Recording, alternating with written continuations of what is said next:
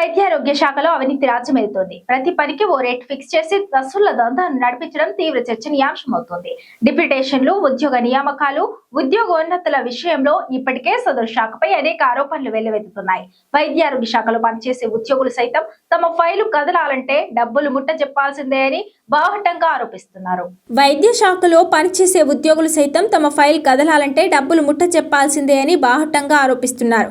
ఇటీవల వైద్యుల రిటైర్మెంట్ వయసు పొడిగిస్తామని చెప్పి 100 మంది నుంచి ఒక్కొక్కరి దగ్గర 3 లక్షల రూపాయల చొప్పున మొత్తం 3 కోట్లను వసూలు చేసిన వైన్యం ఆ శాఖలు దుమారం రేపింది.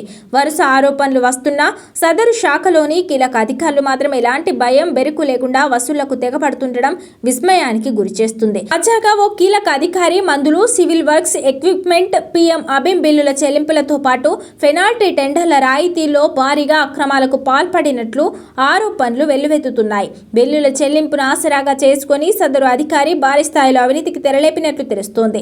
ఆ అధికారి బాధ్యతలు చేపట్టిన 9 నెలల్లోనే కమిషన్ కింద 18 కోట్లు కొల్లగొట్టినట్లు ఆరోపణలు వెల్లువెత్తుతున్నాయి. సదరు కీలక అధికారి బాధ్యతలు చేపట్టిన 9 నెలల్లో 600 కోట్ల రూపాయల వరకు బిల్లులు క్లియర్ చేయగా ఇందుకు 18 కోట్లు కమిషన్ రూపంలో వసూలు చేసినట్లు ఆరోపణలు ఉన్నాయి. సదరు కీలక అధికారి అమలు పరుస్తున్న కొత్త నిబంధనలతో ఏజెన్సీల నిర్వాహకులు అడలిపోతున్నట్లు తెలిసింది.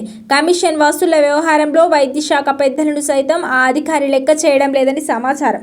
కమిషన్లను తనకు తప్ప ఇంకెవరికి ఇవ్వాల్సిన అవసరం లేదని ఏజెన్సీలను బెదిరించినట్లు ఆరోపణలున్నాయి. బిల్లులు క్లియర్ చేసే అధికారం తనకే ఉందని, కాబట్టి కమిషన్ మొత్తం తనకే ముట్ట చెప్పాలని హుకుం జారీ చేసినట్టు తెలిసింది. డబ్బులు చేతికందిన తర్వాతే బిల్లులకు లైన్ క్లియర్ చేస్తున్నట్లు సమాచారం. కమిషన్తో పాటు తాను కోరుకున్న కాస్ట్లీ మందు బాటిల్ సైతం ఇంటికి పంపాల్సిందే అని ఆ అధికారి ఏజెన్సీలకు హుకుం జారీ చేసినట్లు ఆరోపణలు వినిపిస్తున్నాయి.